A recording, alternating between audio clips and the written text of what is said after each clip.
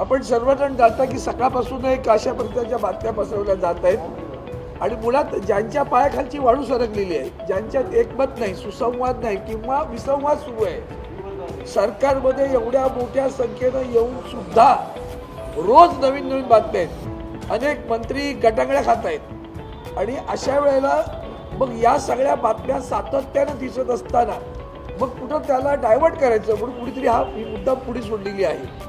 आपल्याला माहीत असेल की काल सुद्धा लोकसभेमध्ये शिवसेनेच्या कार्यालयाचं उद्घाटन झालं. आम्हाला शिवसेना उद्धव बाळासाहेब ठाकरे पक्षाला नवीन कार्यालय मिळालं, त्याचं आम्ही उद्घाटन केलं. तेव्हाही सगळे खासदार हजर होते. आत्ताही हे 9च्या 9 खासदार हजर आहेत इथे. 9 आता संजय दिना आता येतील 2 मिनिटांमध्ये. आणि म्हणून आम्ही मुद्दाम सगळ्यांना एकत्र आणलं की ज्यांना कुणाला वाटतं त्यांनी अगदी व्यक्तिशः जरी बोललं तरीच राहिलं. आमची वज्रबूट आहे मजबूत, टायगर जिंदा आहे, तसे सगळे आहे तिकडे रोज पुढ्या सोडत असतात.